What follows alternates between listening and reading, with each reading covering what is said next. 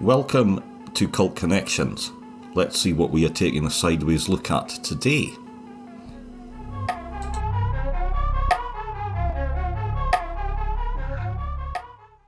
Hello everyone, welcome back to the Cult Connections podcast. Of course, I am Ian. Today I am joined by two podcasters from very far away. So as we're talking, I am recording this on Thursday evening. Now they're not only in another time zone, it's actually a different day for them. So I will say hello to Lisa and Nick. How are you guys? Pretty good. Yeah. It's 7 a.m. here in New Zealand. It is a bit of an early start, but once again, thank you so much. So our topic for today, he's an actor, he's the producer, he has his hands in lots of their sort of pies, as it were. He's probably a bit of an icon in the New Zealand. He's certainly an icon worldwide if you are a fan of a certain fantasy series. But we are talking about the one and only Elijah Wood. Are you guys big fans of him? Yeah, I'd say I'm a pretty big fan. We have kind of a running joke that I am Elijah Wood, but it's come from I changed my profile image on Discord to a picture of Elijah Wood in Back to the Future 2 when he's 8 years old, and several people who know me in person thought it was a picture of me. Okay. So for the past 3 years, I've dressed as Elijah Wood for Halloween as different versions of Elijah Wood. It's always been obscure characters. Yeah, I go for real obscure Elijah Wood characters. Yeah. So it's a fun time. Yeah, it certainly sounds it, Lisa. It really does. So before we get on to our three there films, and we've got three, very, very, very sort of different films as well. But I think, we would like to start out and just talk about his their sort of career or his sort of journey through that in the general. And he pops up in some pretty big their films from a fairly young their age, doesn't he? Yeah. I mean, well, his first film role was in Back to the Future 2. It was only a very, very, he has, I think, one speaking line in it. But that's still a pretty big franchise to be your first film. And I mean, people would know him from things like North and Flipper and The Good Son, which he did with Macaulay Culkin. That was such a good movie, yeah. Yeah, which is a it's a horror film that he was in at a pretty early age, because he would have been maybe 12, I think, when he's in that. So definitely he was in some pretty big things as a child. Yeah, definitely. Yeah, I mean, like you say, I mean, Back to the Future, I mean, a massive, franchise there to get started with. Flipper, Paula Abdul videos, apparently. Yeah. I might have to look some of them up just to see him. Yeah, I think that was his first ever acting gig was a Paula Abdul music video, and then I think he was in a few more after that. Yeah, so I take it he's dancing in these. Is he known for his dancing sort of chops? I don't know.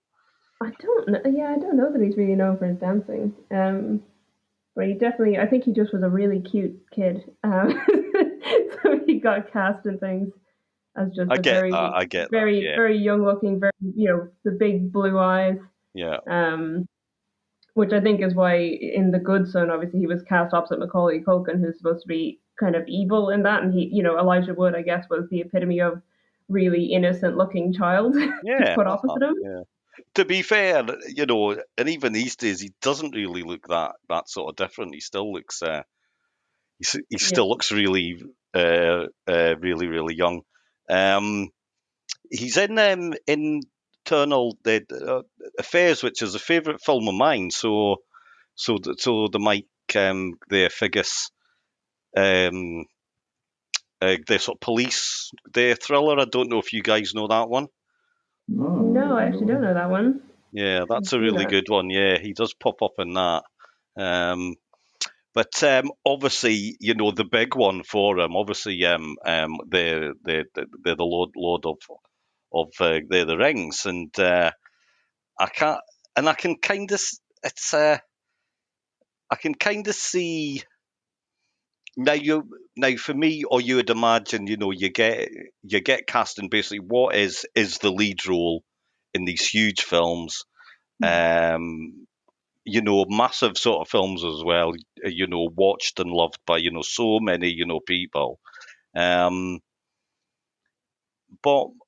probably for him, a difficult one there to follow. I know he'd never read the books before he was cast, but I think he was a big fan of Peter Jackson because I think one of the things about Elijah Wood is that he's a big horror fan and always has been. And Peter Jackson, especially here in New Zealand, was known was known for horror comedies and kind of bending the horror genre. So I think that's why Elijah Wood went for that role. Yeah. But it's a bit of I mean, he turned 18 on set, so he was still a teenager. Sure, he was the youngest cast member of the 9, wasn't he? Yeah, he was the youngest of them. Youngest of the 4 hobbits, youngest of the whole fellowship, and he turned 18 here in Wellington, and so he was a teenager, and this was kind of his transition from successful child star to successful adult actor. Mm-hmm. He definitely had the potential there because, like, you rewatch, say, Deep Impact now, and you're just like, wow, like his acting chops is stand out. And it's even, he's like he's supposed to be very young in that, and you still look at it and you're like, wow, in comparison to sort of hamish acting skills of a lot of children who've gotten away on looks, you're just like, wow, he's actually really. Yeah. He's not pulling punches. Because even in the stuff that he's in as like a younger child, he's definitely acting. You know what I mean? Yeah. It's not a just he looked good, so put him in the movie. He definitely was able to hold his own. So I can understand why he was cast in Lord of the Rings. Yeah, definitely. And I think as well, testament to him is to, in many ways follow his own sort of path afterwards as well, and do and forge their sort of career as a their sort of producer as well, and obviously probably making the kind of films that he likes to watch, I think. And I don't think without his help would ever get made either. Yeah. Some of those films they're a bit strange. I mean, you've talked about a couple of the films that he's produced on your Nicolas Cage episode, because he did Mandy and Color Out of Space, which are fantastic, but really strange films that might not have been made if they didn't have someone who was that interested in those kind of films to produce them. Yeah, definitely. And I think certainly the second film that we are going there to dive in there too absolutely fits sort of that bill as well. So I'm just thinking, obviously you guys are over there in the Wellington, like you said, and but how big was or still is the Lord the Lord of the Ring, their films? Is it still, does it still have a huge? Yeah, it's definitely still a big source of tourism over here, because I mean when they made the Hobbit films, so when they made Lord of the Rings, they had built the sets in a whole lot of places, and then they took them down, and then they discovered that people wanted to come see them, and they didn't exist. So when they rebuilt the sets for the Hobbit trilogy, they left them up, so you can go to Hobbiton, you can go there and go on a tour through to see all the Hobbit holes, see Bag End, things like that. The first time I ever visited New Zealand, I went to Hobbiton, and then I came to Wellington and did a tour, a Lord of the Rings themed tour of Wellington. And you can go on helicopter tours of the South Island, going over like where the Pelennor fields were filmed and things like that.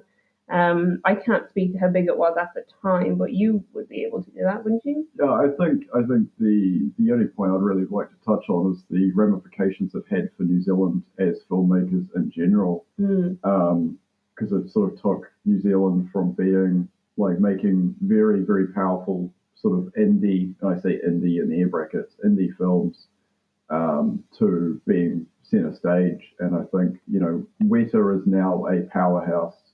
And I know some people who work there and have worked there, and they talk about how insane that place is.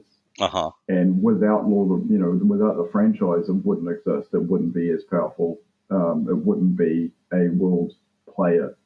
And I think that's one of the most important things because, New Zealand, despite being at the bottom end of the planet most of the time, I think it's good to get, the untapped talent out and the dedication that, a lot of New Zealanders show towards their jobs. And you can see that through the team that worked in Lord of the Rings and the Hobbit franchise with just the dedication that they took to making everything to the best they could.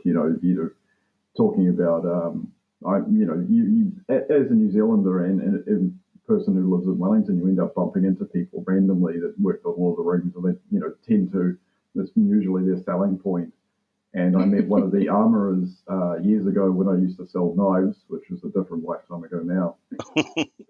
And he was talking about like the amount of man hours and the time that he spent just making chainmail. Uh-huh. Because unlike a lot of the movies that were, filmed based on a budget and based on, not having that lead up time, most of it's plastic and then spray painted and then weathered, where they actually sat there and made proper chainmail from scratch. The swords were made from scratch. They were real. The armor was real. Showing that kind of skill level from a very small country, I think was the major part that made Lord of the Rings important for New Zealanders. It wasn't the fact that it was, a big franchise that New Zealand was a part of. It was just showing New Zealand's potential as filmmakers, as creators, to really, really go to the, pull the middle finger at the rest of the world and be like, look what we can do. Yeah, definitely. I mean, there's so, like you say, Nick. I mean, there's so well-made films, and that is due to all of those factors. Like the craftsmanship that goes into costumes and sets and all that stuff. It really shows up on their screen as in a world you can they sort of immerse yourself in. Very much so. And they're huge films. I mean, made Elijah Wood, their star, and and dare I say it, if none of his films afterwards have reached that sort of commercial sort of peak, we know who he is. We know, he's a name that we know, and it's probably most film their fans can, picture him in one role, definitely. And I think, many actors would actually just love to have that. Would just love to think, oh well, I will be. They're sort of remembered in so many years their sort of time. So he definitely has that. Yeah, I think it gave a lot of him freedom as well because it gave him the opportunity to just really pick and choose what he worked on after that. Because obviously he was such a household name after Lord of the Rings, and everyone knew who he was. And he seemed to just pursue films that were interesting to him, or working with directors and writers that were interesting to him. Like he did Eternal Sunshine of the Spotless Mind with Michel Gondry. He worked with Sin City because he was interested in the Frank Miller comics. And he had worked with Robert Rodriguez on The Faculty as well, so he wanted to work with him again. So I think you can really see it in the choice of films he's made since Lord of the Rings, that he has the choice essentially. So a lot of actors don't get. Yeah. Yeah, I think so. We'll move on there to our first film that we are going there to look at, and I think you're right. I think this is possibly a left field sort of choice for him. I mean, certainly for the role, for the type of film that it is. I would probably say this film has probably quite an influence, or as part of a group of films from around this sort of time that has actually influenced British their cinema quite a lot. Certainly British, the indie cinema Right. of a more sort of a more the sort of populist sort of vein. So this isn't an art house film there by any means, but it's certainly influenced a lot of films that have there come out of it. And it's 2005's The Green Street, or Green Street Hooligans as it's known, where he plays a football the hooligan, or he becomes involved in that world, and it does seem an odd role for him. But I mean, in Yeah. sort of hindsight, maybe not so much. Yeah, because it's definitely, as we've mentioned, he's a big fan of horror and kind of, bending that genre. And this isn't, it's not a horror film by any manner of means, but it's certainly very much highlighting violence, and there's a lot of kind of gory scenes in it to an extent. Yeah. Uh-huh. And I do think that's something he's interested in. And obviously he was, exploring that to some extent in that film, and it's a really interesting film choice for him. Yeah. Uh-huh. I think so as well, and I remember that at the time now, seeing this one there coming out and his sort of name, and I did think, and I do remember thinking, what's he doing this film for? Really? There you go, but that's Frodo. Why would I want to see Frodo be a hooligan? Yeah. But I think as well, I do remember thinking about the story. So like Elijah Wood, he's a student at the Harvard. He gets kicked out. He goes to London, where their sister live, and he gets involved in his sister's husband's their brother, who's part of a football their firm. And this part of the story seems a bit unlikely, to be fair. I don't think there's many American students who are getting involved with their football violence. Yeah. It's interesting because, obviously you see he's quite a bit of a pushover at the beginning of the film, because it's, he's expelled from Harvard because there was cocaine found in his room, but it's his roommates, and he takes a fall for him because, he's offered some money or whatever. He's just not really bothered fighting back, because, he tries to give him back the money in the beginning as well. Yeah. So I think it's an interesting idea that, like, he's this 20-year-old student who just is a bit of a pushover, and he ends up tagging along with these guys, having no idea what the culture he's going into is, because he thinks he's just going to a football match. And then, it's kind of he somehow finds his feet through being involved with a football firm.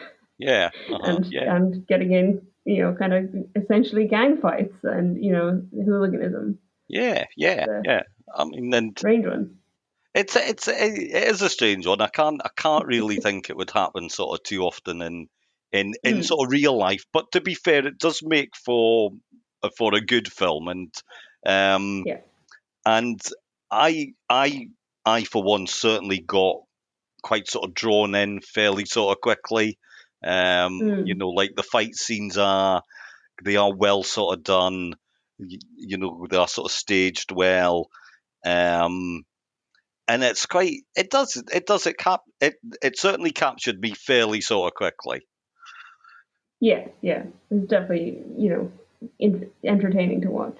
As New Zealand is a very sports-orientated country, I don't think that culture exists that heavily anymore. It might have existed years ago for New Zealand, but I don't think that sort of thing exists much anymore. I know the police have some issues when the All Blacks lose, but it's not as bad as just literally having gangs of young adults and adults roaming around beating each other up because they support different teams. Yeah. And I think majority, these kinds of movies are aimed to more normally towards the American market, and I think that's sort of the idea they went through this movie. That's what I took away anyway. You're looking through the eyes of Elijah Wood's character, going over to another culture and seeing how different it is. And I think they did it really well. It's had 2 sequels which were not, very successful, but I guess they didn't have the star pool.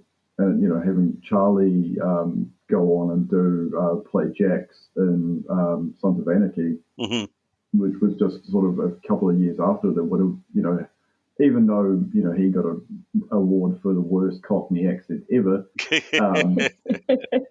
I think, it would have helped him as well. And you look at the movie and you look at how the characters develop and you look at the cultural change from, this pushover kid who's been kicked out and sort of goes to see his sister, like Lisa said, and then it's just like this sort of primal things unleashed inside him, and it's interesting as it's that fish out of water sort of cultural shock. Yeah. It's obviously being this sort of British, I like my football, certainly do.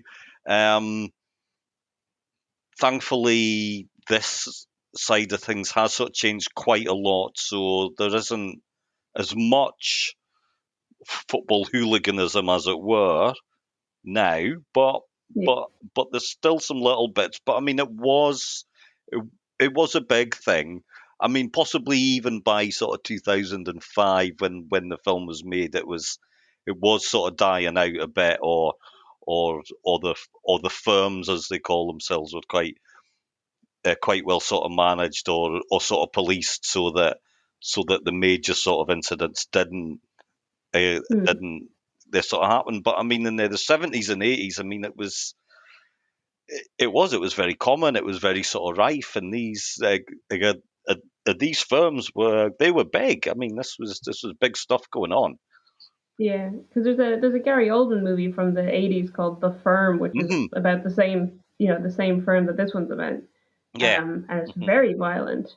It is, yeah. So I was, kind of surprised to see one from mid 2000s that was still that violent, and I was like, oh gosh, is it still that bad over there? I did, I think at one point turn to Nick and say, this isn't doing very good for the bit of Irish inside me that wants to hate the English. Yeah, giving me reasons to hate the English. No, not that I do, but you know what I mean. That it's this real violent. It makes you kind of afraid to be, that you might, especially as the character you're following is an outsider. It's like, how easily could you be accidentally scooped up into this? Yeah. So it's good to know it's not. It's died down quite a bit. Yeah. Oh yeah. Yeah. Definitely. I think for me as well, when it, because it features mostly younger characters. I mean, like we say, so they're so Matt, they're Elijah Wood's character, and they're sort of Pete. They are just sort of 20-year-old. They are just young. The other members of the firm are mostly younger sort of characters. But I think it does speak to me in a way of about how especially young sort of men they're attracted to something that gives them a sort of purpose and the particularly in a way. Okay, it's not a hugely positive one, going around and knocking sort of seven bells out Yeah. out of each other. But I mean, this is a common theme, and it is something that I think people can they sort of relate to actually quite Absolutely. well. Yeah. Yeah, that especially because it's highlighted so much that he doesn't belong anywhere, that he's an outsider, and that he's no one wants him there, and then he becomes a part of something. Yeah. Uh-huh. Not necessarily a positive something, but No. He does kind of be, you feel like he kind of considers them as family to some extent. This firm that he becomes a part of. Uh-huh. Yeah. And then that gives him the confidence to eventually go back to the States and be, and take charge of his own life again, and say like, no, I'm not going to be a pushover. I'm going to, do something about this. Yeah. Uh-huh. Yeah, I think that end sequence really highlights how much he's changed. Yeah. And I think it was perfectly written and perfectly acted from Elijah's point of view. Yeah. I think it was just a nice ending. But for a lead up before that, the third act is pretty violent and pretty disgusting. And I think But then there's a difference between you have like a war movie where you get a main character die in a fight versus like a literal street fight where people someone who's just harbored so much anger in their time, and it just that whole scene in the bar where what was his name, the what would they call him, chief, something along those lines, I can't remember. The brother-in-law. Yeah, the brother-in-law. It was either Colonel. That's right. Yeah. And he just gets, and finally the other leader of the other firm finally gets revenge for like his son being, the first time his son went out with him and he got killed, and it's just like that sequence of him just being stabbed with a broken bowl. It's not. And I think that's probably, one of the other reasons that Elijah would have been attracted to this role, because there's no pull away. There's not, the camera doesn't hide it. It's very visceral. It's very in your face. You can't ignore it. And that sequence was like, one of those like grimacy sequences where you're like, oh no. Yeah. Elijah Wood likes to make us feel uncomfortable. Yeah. I think. Yeah. And that sequence definitely works, and I think the end fight definitely works as well, because people don't usually die in that kind of ultra violence where it's not over the top, actiony movie. It was a good plot point to make before him returning back to the States and sort of getting his own revenge. Yeah. On that note, though, Nick, I wasn't too sure about the very final shot of him walking down. Is it the New York? I think he's he's walking down the empty street at the night, and he's singing singing a West Ham song. I was just a bit like, okay, really? Well, I think Elijah Wood's not known for his singing. I don't think. No. Yeah, the singing was terrible.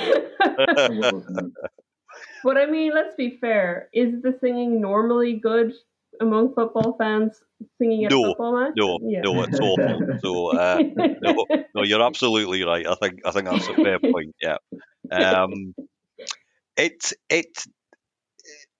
funny. I would say that the influence, and I mentioned this at the start, but the influence on sort of British film sort of making, carrying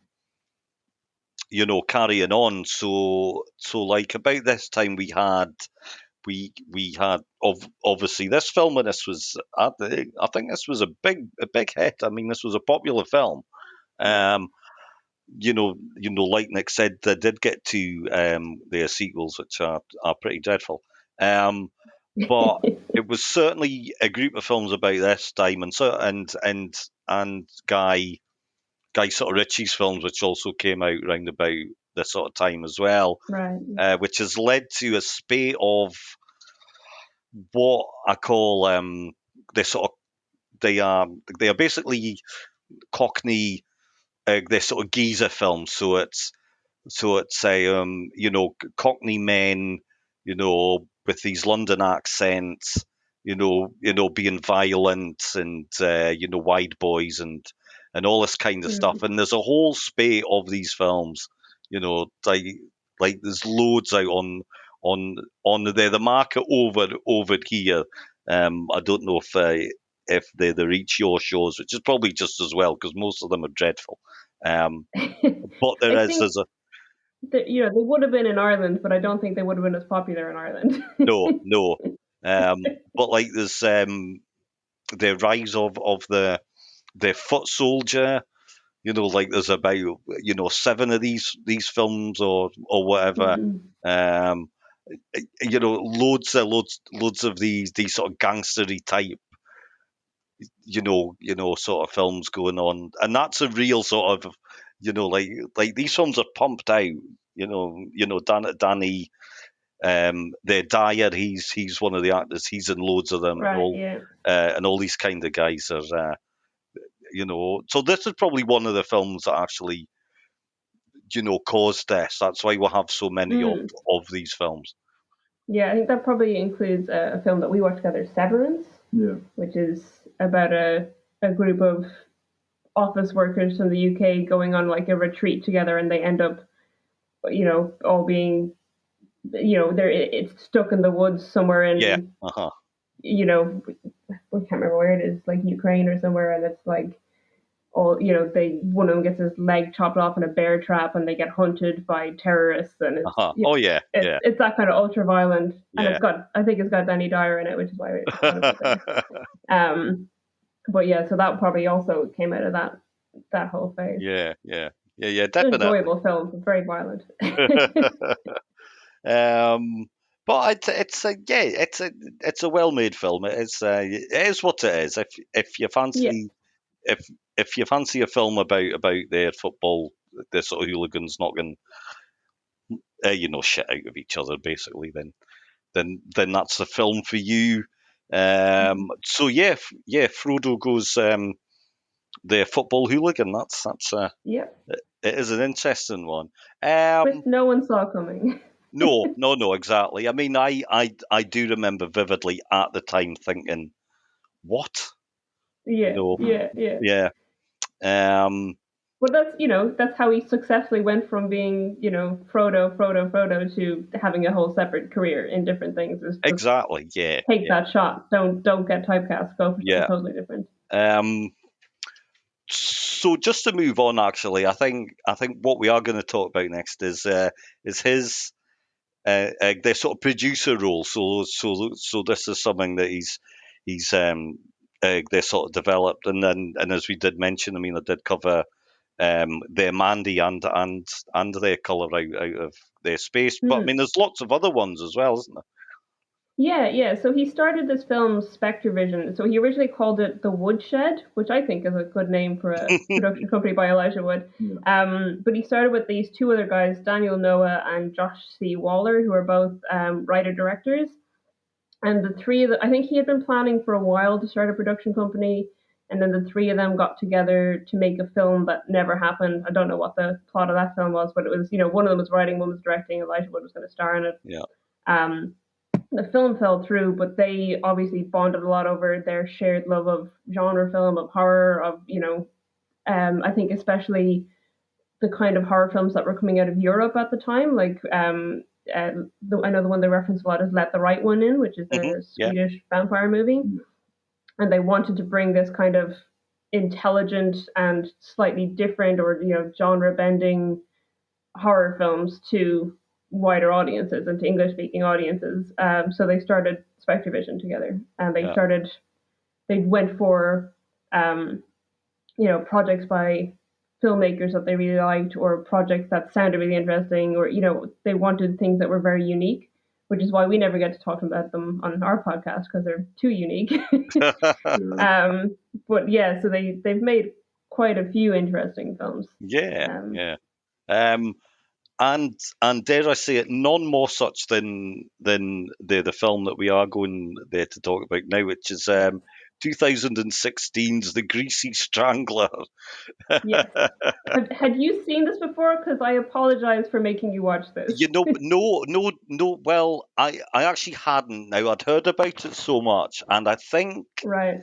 but I'd only kind of skimmed over the details of it. So, Okay. I knew it was a indie horror film.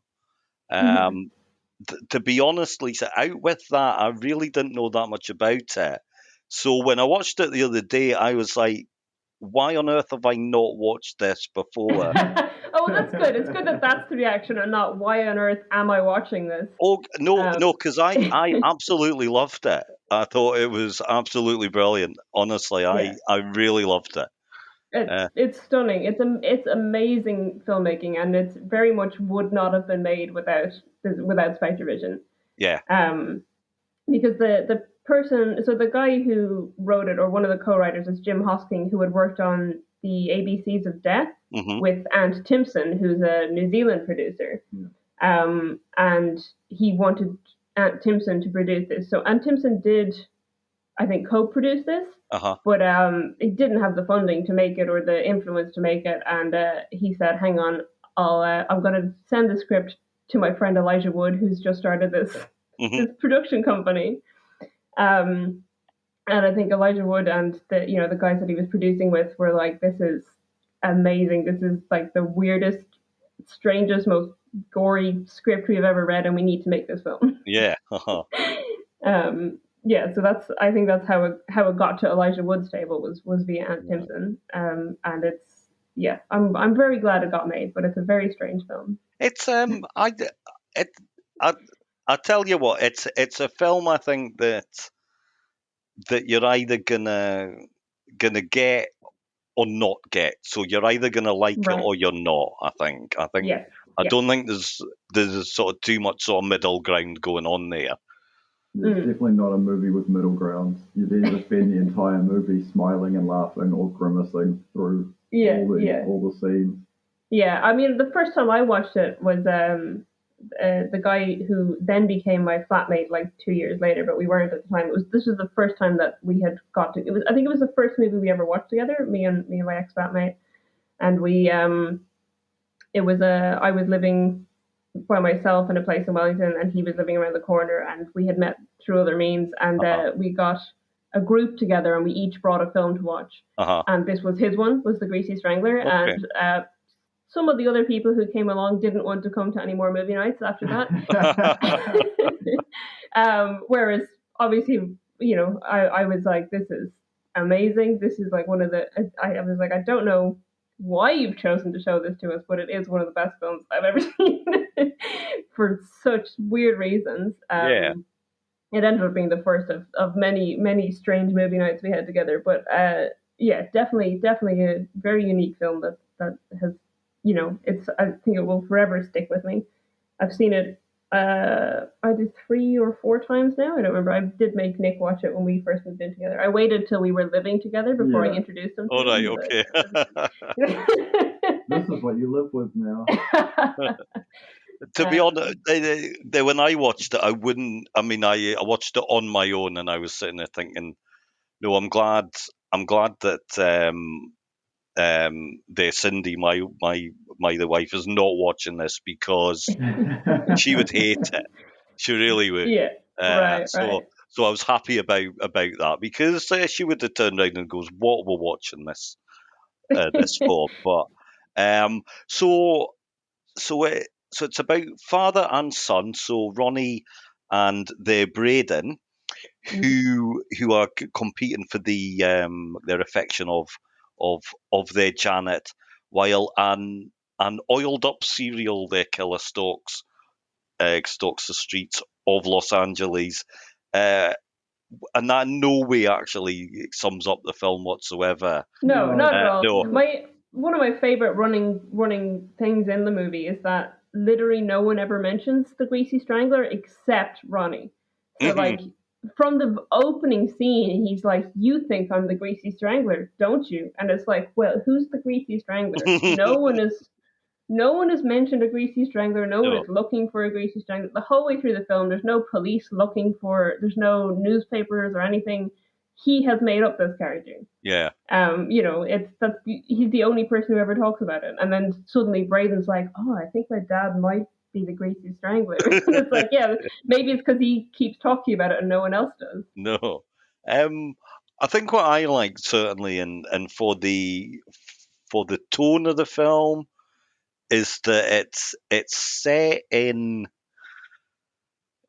it's obviously set in our world, but not quite our world. So it's almost like Right.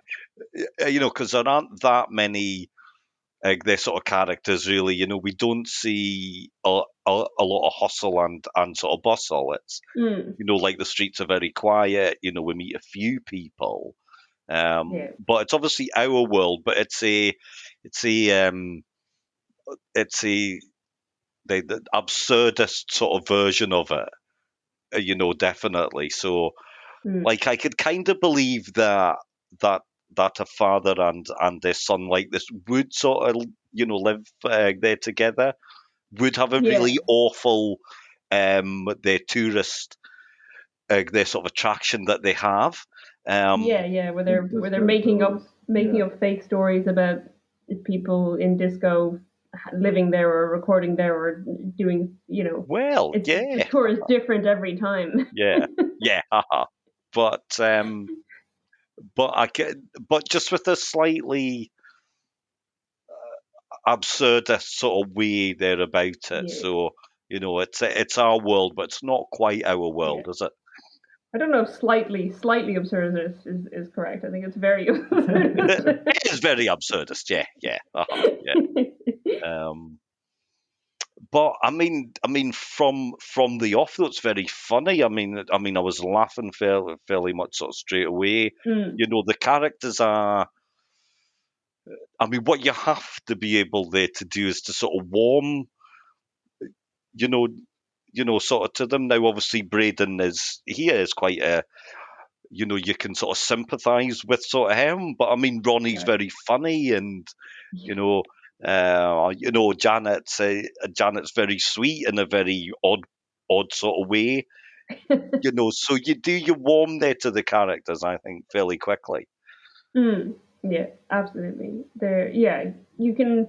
I think without some way to relate to them or to feel some kind of connection to them, you wouldn't be able to enjoy the movie as much. So I think it's they're very very very strange people living quite strange lives. Yeah. But there's a lot of humanity there as well to some extent. But it's very very based in awkwardness, I think, a lot of the time. Because there's a lot of, I think, especially with Braden, there's a lot of just like feeling very awkward all the time or feeling very, I don't know if it's like social anxiety or something, but there's something about him there that you want to kind of connect to, like a vulnerability maybe. And I think the way that it's portrayed in the movie's really well done, because most movies, the dialogue is very, very snappy and very cut. With this, it just seems to linger almost slightly uncomfortably too long. Yeah. Which makes it feel more real. Yeah, the film was, I think, originally the first cut was about 45 minutes longer than what we have. Yeah. But it wasn't like deleted scenes. It was the scenes that are in there, but they were all like longer and more uncomfortable. And so there's a lot of that where there's a lot of repetition where someone will just say the same thing over and over again, or people will have this, there's that scene. Bullshit artist. Yeah, but the scene with the tourists at the vending machine, it just seems to go on forever. They're just having the same conversation back and forward for like what feels like hours. You're just watching this happen again and again and again. And I imagine the original cut was even longer, so I think amazing. Yeah, I mean, when I did read that, and I think it probably does benefit from the editing, certainly. Yeah. And I did think a little bit. There was a little bit just about sort of 2/3 in. I thought, right, it does need to sort of speed up slightly, but not really to any any sort of detriment, because I did enjoy it all the way through. I think I loved the, I like the fact, I think the whole sort of tone of it, or the whole feel, is like you could almost sort of believe some of the bits of it. Like, we know, we probably know sort of Braden, type sort of characters. Uh-huh. And that, and I think, like you said, you could almost, they sort of connect to him as well. Yeah. I think one thing for me, and I don't know about you guys, but it did kind of put me off ever having any sort of fried food again. Absolutely, yeah. It's like unbelievable. Like the scene, the one that always gets me. I mean, there's so much of it that is like disgusting, but the one that always gets me is the hot dog vendor, where like he gets him to get out of the way and he dips the whole hot dog into the grease, and it's just horrific. Well, there's bits like where they like scoop grease off the floor and taste it, and and it's very strange. But every meal he has, he wants it more greasy, and it's like the pan is just full of grease, and he's like, "No, you need it more greasy." And it's, how has this man lived to that age? Like, how's he not had a heart attack already? Exactly. There's a lot of it's the hot dog scene really does it for me. I think where he just dips his whole arm with the hot dog into the vat of grease and just pulls it up, and it's like, this is greasy, awful. It's so awful. Almost like you could smell it as well. You could almost smell the sort of greasiness about it. Absolutely don't want to taste anything that greasy ever. I think it's way too much. Now I've heard it being called a horror film, and I didn't really get that aspect of it. For me, as in, the humor and the absurdity of it far outweighed any sort of, like the Greasy Strangler is out there. He is strangling people. He is he is killing sort of people. But it was almost like an 80s sort of horror comedy taken that much further.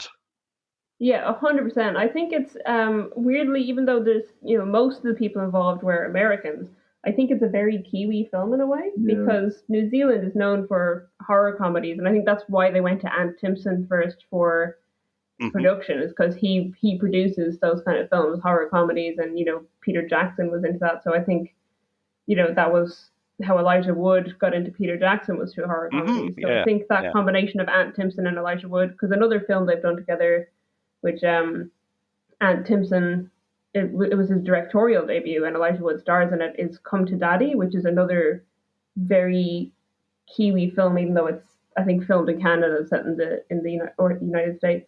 But it's I think the combo of them is very, very New Zealand somehow, even though Elijah Wood is not from New Zealand. And I think the big influences here are horror comedies for decades back. They're still making them. I mean, one of the most popular films to come out of New Zealand in the past decade is probably What We Do in the Shadows, which is a horror comedy documentary about vampires living in Wellington. So there's a big legacy of horror comedy here, and I think that's what Spectrevision are trying to do, is get films that are within the horror genre but not quite what you'd expect to see in the horror genre. So I think Mandy fits that as well. Color Out of Space. I think they're kind of genre pushing. I know they've got another film I haven't watched it yet, but I must watch it at some point. But they describe it as an Iranian vampire western, which is I like the sound of that. So it's this idea of pushing genre boundaries, I think, and I think there's definitely some horror aspects to Greasy Strangler. Like, it's almost, it is kind of a serial killer movie, but it's almost a monster movie. to some extent. There's definitely some monstrous elements to it. Yeah. In many aspects, yeah. Yeah. And I think for a person who would say that if you took the Greasy Strangler and you showed it to somebody who isn't a film nut, like I assume the three of us are, I know the two of us are, at least. Yeah.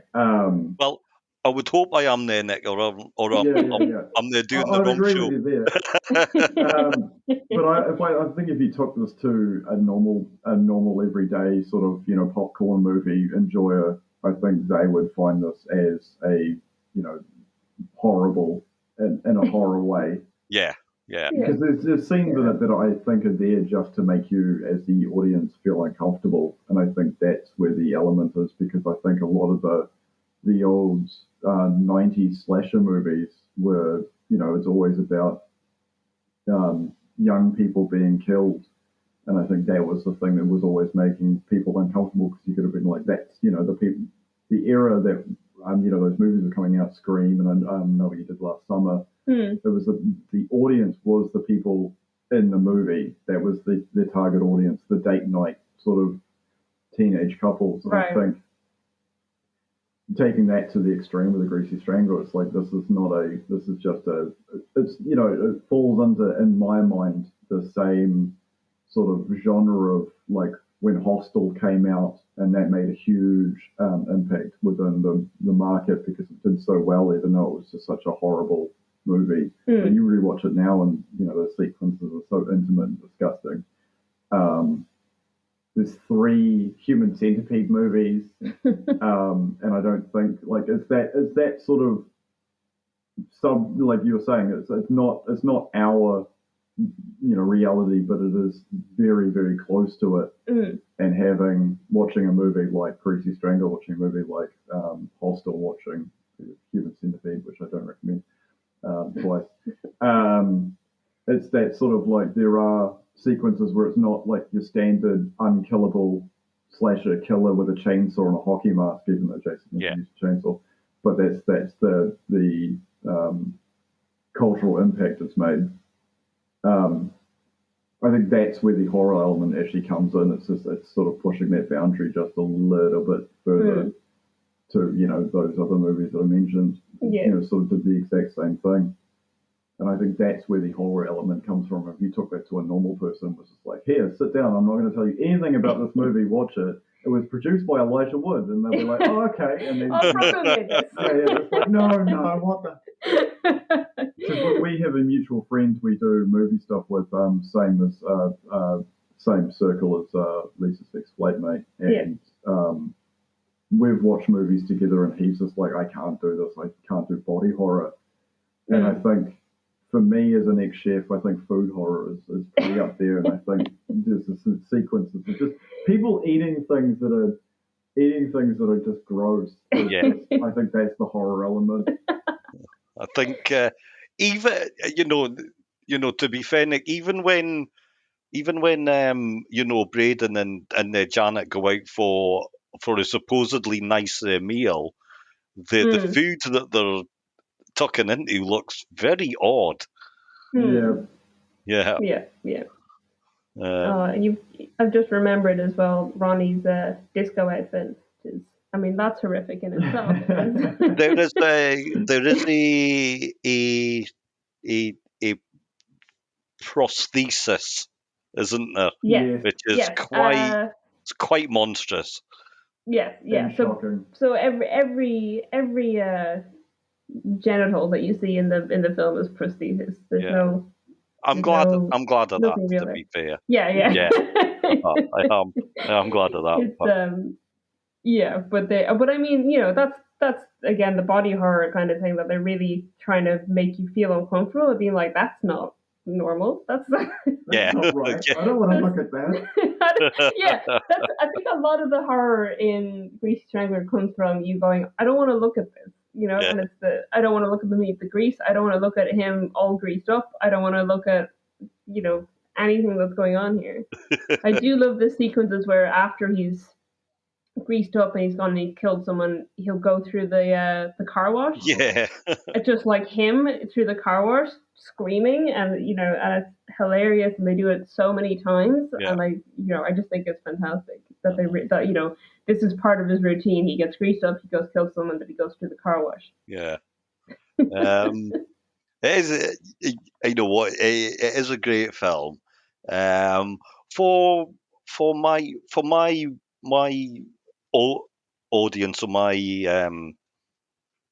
the British based the sort of listeners, if you haven't seen this film, if you like the humour of say Reeves and the Mortimer, I can see some of that in it, some of that the third sort of moments. The Ronnie and sort of Braden could almost be a Vic and Bob, they sort of duo. Yeah. There is a bit of that sort of vibe going on. I could definitely see Bob Mortimer enjoying this film. Yeah. I think he'd like it. I think he probably would. I want to just end on one sort of note about this film, which is absolutely fascinating. So Michael Saint Michael's, which is a fantastic name. He plays Big, the Ronnie. Now he mentions about being in Florida with John Travolta. Right. Well, and apparently Michael St. Michael's was John Travolta's hairdresser. Yeah. He was a hairdresser to the stars. Yeah. So he's telling, Braden their story, and I'm almost like, God, this probably has an element of sort of truth some to amount it. of truth. Yeah. Yeah. Could be a story from, or some amount of a story, because he does go into weird tangents with it, but definitely some amount of that could be true, because he did actually, work for John Travolta. Yeah, I know, absolutely fascinating. Now we are going to go. So we've had Elijah Wood acting, we've had Elijah Wood there producing. So in our final film, of course, he's going to do both of those things. So, and this is certainly a more accessible film than the Greasy Strangler, certainly. Yeah, So we're going to talk about 2014's Open Windows, which is a cyber thriller, I suppose you could sort of call it, couldn't you? Yeah, absolutely. It's a thriller that's all, like, the entire film takes place on a computer screen. Mm-hmm. Through webcams and through different softwares and CCTV and things like that. And they used webcams to film it. They didn't go with proper film cameras. They used webcams to film the film. They made the entire film with the crew standing in, the visual effects crew standing in for actors, so that they could see how it would work out, because they wanted to film it in real time. Yeah, which is interesting. But yeah, it's an interesting movie. I think this again probably comes from Spectravision wanting to make films similar to horror films that were coming out of Europe, because the director Nacho Vigalondo is he directed one of our favorite films, which is Time Crimes, which is a Spanish sci-fi thriller. I guess, I don't know if you could quite call it a horror, but it definitely has horror elements, I think. He's also made the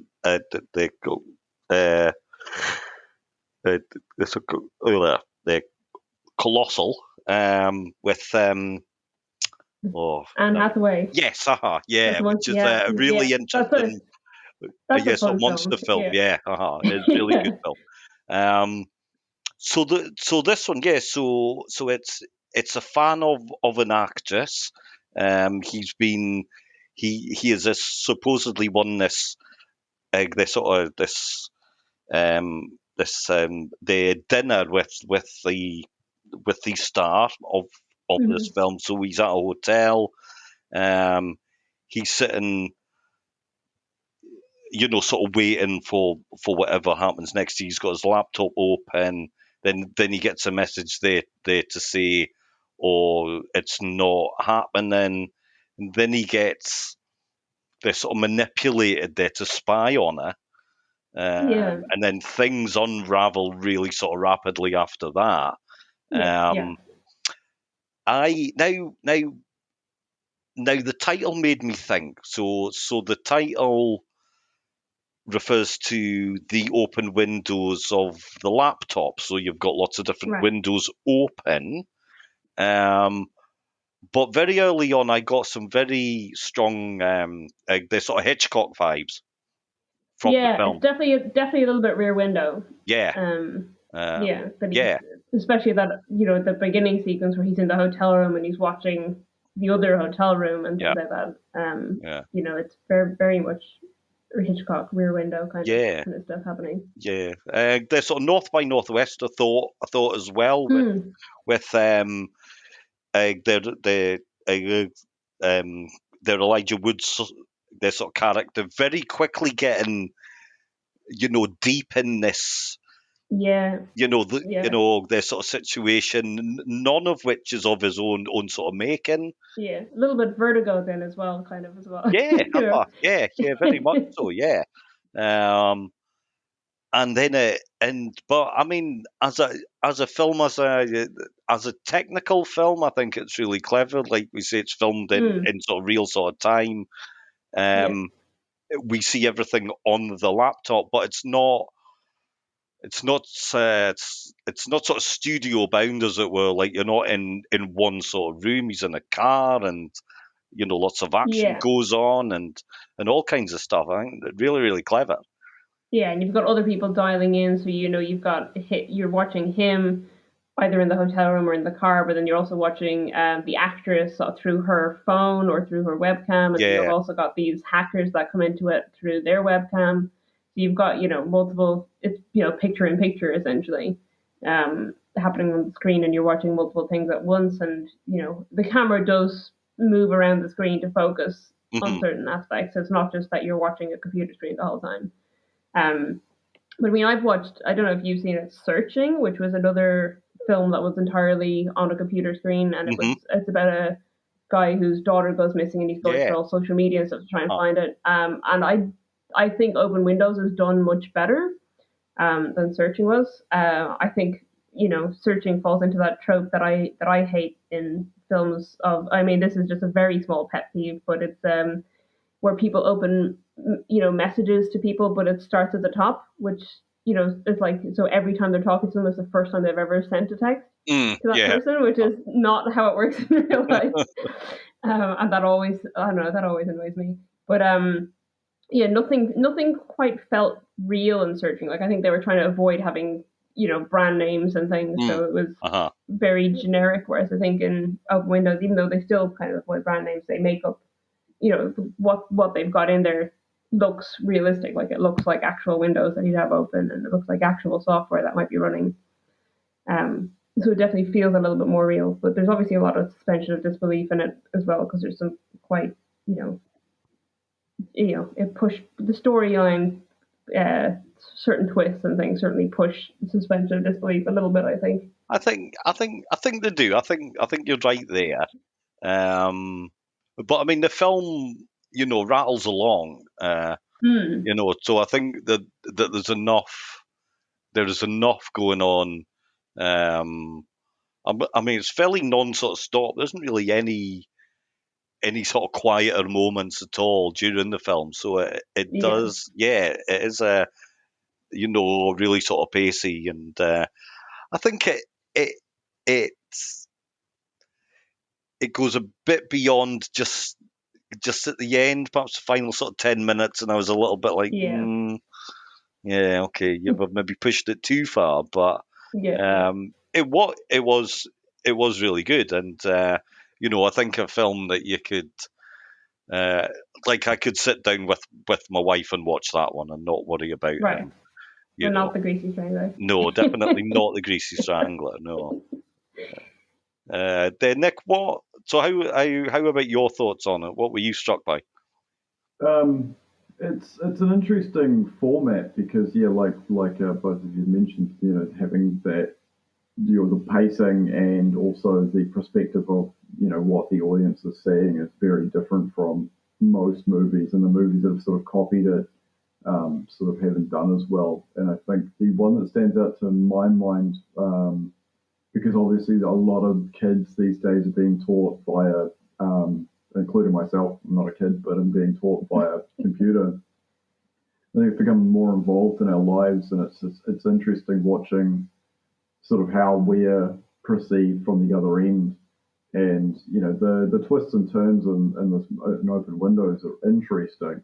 Yeah, a little bit far-fetched in certain points, but it is very interesting from the point of view of people's interests are so not obsessive, but I can't think of a better word when it comes to because he's like the administrator of a fan site for this one actress, and then just seeing him be sucked into this like conspiracy, and it's just so bizarre. But that's someone who's obsessed with somebody who would go to that length, and his reactions as the protagonist aren't obscure, but like you said, the last 10 minutes are sort of like it's gone. They almost didn't know how to write the ending, and they were like, oh, we'll just do this, and it's like, oh, okay, everything all wraps up nicely in a nice bow, and you're like, okay, like what? Like this is not the movie I was watching for the last 80 minutes. This is sort of strange. The casting's interesting because I just found out just then that the actress that's involved is actually a professional erotic. I don't know what's a nice way of putting it. She starred in adult films. Yes, there we go. That's a nice way of putting it. She's good in this, though. Yeah. I mean, she can act. Yeah. And it's interesting having sort of like this sort of line that's crossed in the movie of like his obsession as the curator of this fan site of being about very very TNA almost, and then her being an actress who doesn't do that on camera, and then this blackmail and the cyber like hacking, and it's just like it's an interesting perspective for how vulnerable celebrities actually are. Mm-hmm. We've had that in the past. We've had people that have been able to access their cloud storage and be able to expose the fact that celebrities do send nudes to each other, and it became a huge thing. And when you get the FBI involved to try and track down the perpetrators of these crimes, and it's like we are constantly surrounded these days by technology. We're basically borderline cyborgs, except we can't just put our phones inside us yet. The day that happens, that company's just going to explode stock market wise, because everyone's going to get them, probably including most people. And it's interesting because it shows even these people who there's dark stuff happening in the background, and it's not portrayed outwards towards the media, because that's what people do. They have these dark things that they want to hide from the general public when you're a celebrity anyway.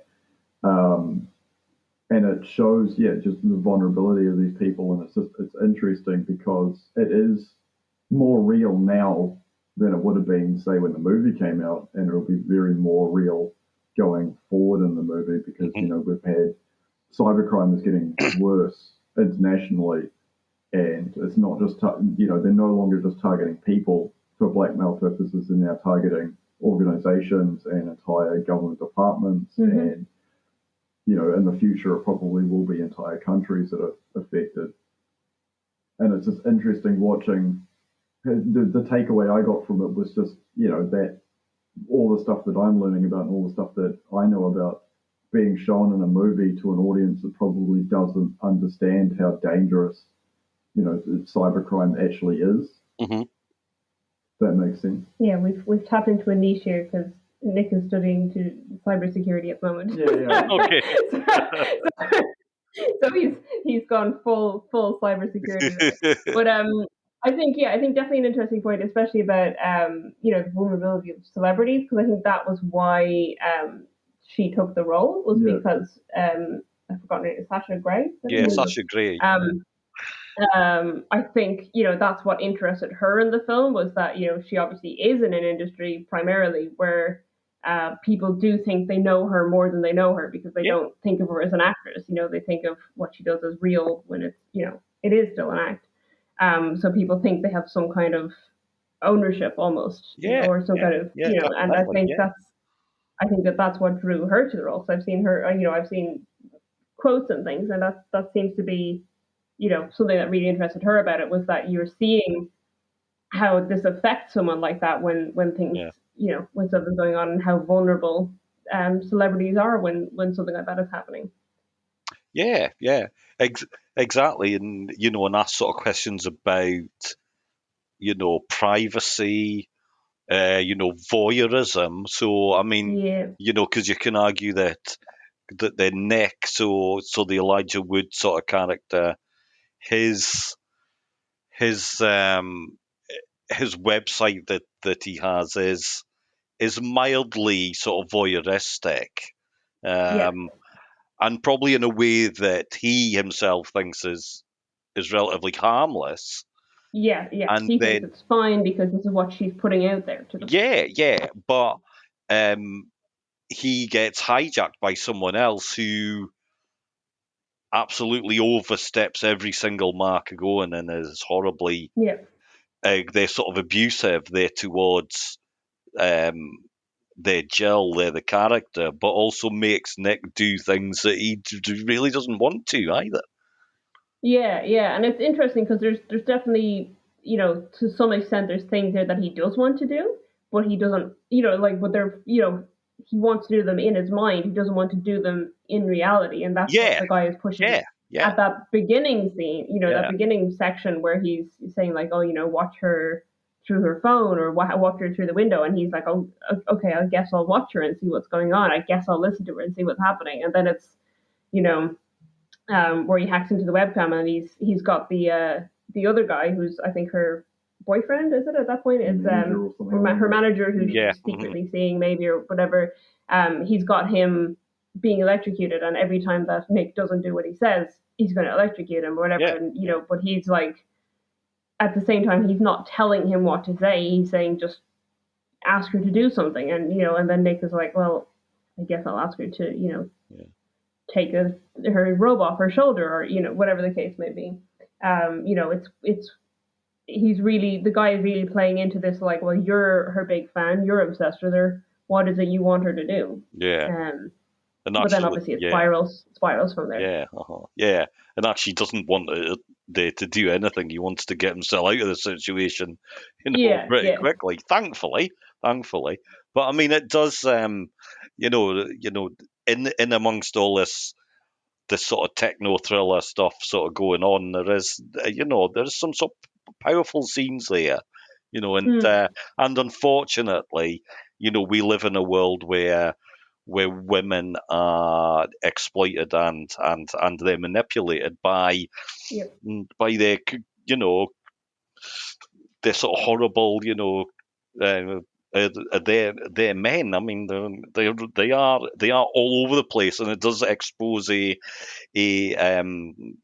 reality that it does, it is out there, and women live this.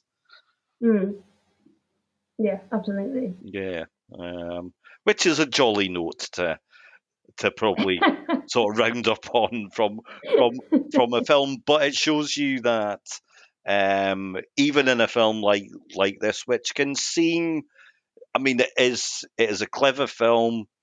I would say it's very well made. It does run out of sort of steam, maybe run out of some ideas. In some places, it's maybe not quite as smart as it thinks it is, but it does ask some fairly powerful sort of questions. So, Yeah, no, definitely, and it's very. I mean, there's limitations to what they could do, I guess, with um, the format that they choose to make the film, and with this, Yeah, like, that yeah, it's entirely on the computer. So I think yeah. it was a real challenge to the filmmakers to do that as Mhm. well. Yeah, yeah. And they do it pretty well. Yeah, I think that they absolutely rise to it. So if you've not seen it, I think it is worth a watch. It is certainly in the UK. It is available on their Prime there just now. Mm. So it is worth a watch. Funnily enough, the Green Street is as well, also on their Prime if you want to. And Um, Probably not Greasy no, Strangler no, not the Greasy Strangler. No, but you'll have to actually, buy a DVD. I would advise to actually pay money for that because it's well worth 100%. a watch. Yeah, Yeah, definitely. yeah, and it's a proper indie film. It is. I mean, It I is. know Spectravision are a production company, but they're not a big studio. No, They no. get they go on a film by film basis looking for funding for that film. So Yeah, yeah, exactly. it's So not quite the same yeah, as a big no, no, studio. They're just no. helping out the indies.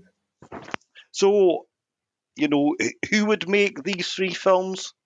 Well, Elijah would, wouldn't he? Yeah. Oh dear, that's a terrible pun. Uh, Elijah Wood Elijah would though.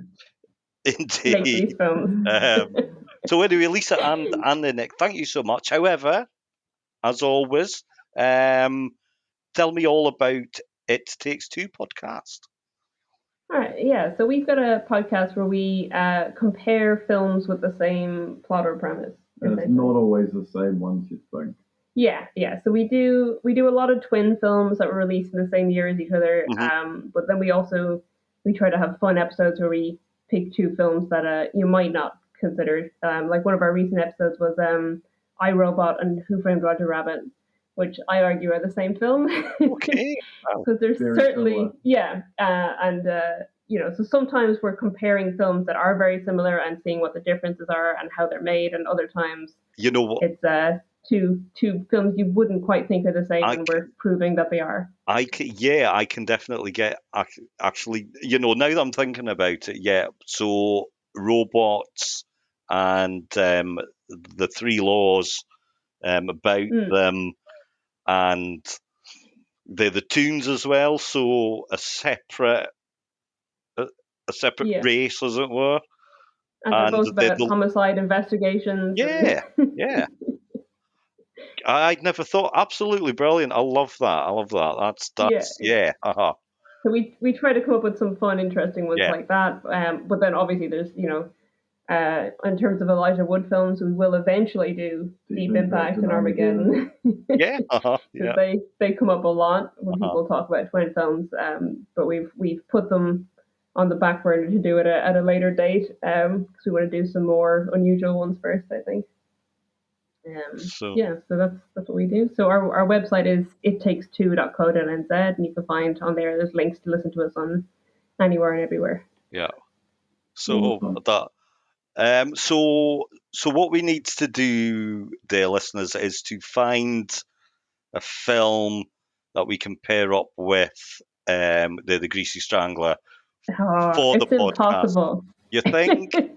I would love to do the Greasy Strangler. It's I think that's Spectravision films in general, because Yeah. we don't have anything we can compare with Mandy. No. I think they're making I I don't think they're think. Yeah. they're setting out to make very unique films, and they're succeeding at making Yeah. very unique films. And I love every one that I've seen. I love, but we probably won't ever be able to talk about them on our podcast. Yeah, it's unfortunate, but it's just the format of our podcast and the premise is just Yeah. Unfortunately, we're tackling the Hollywood's done this twice versus the movies we love, the movies we want to watch in our spare time. Yeah. Very very unique. But if anyone does know any other films about old men who get covered in grease and go out and strangle people, let us know.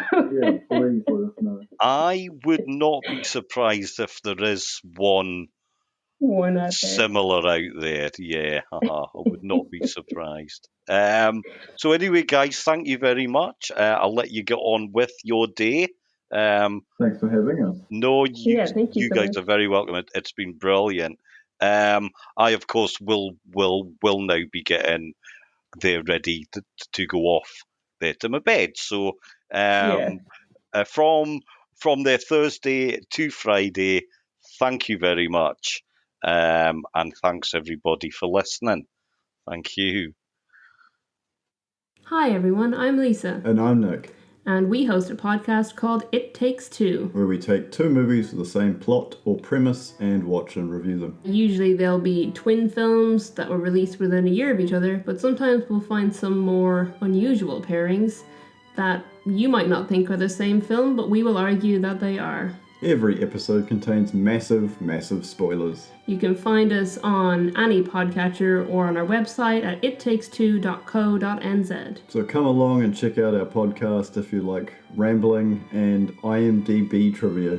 Or if you like hearing our weird accents and our weird voices. That no auto-translate can figure out what we're saying. Yeah, hopefully you can. And we hope that you listen to us soon.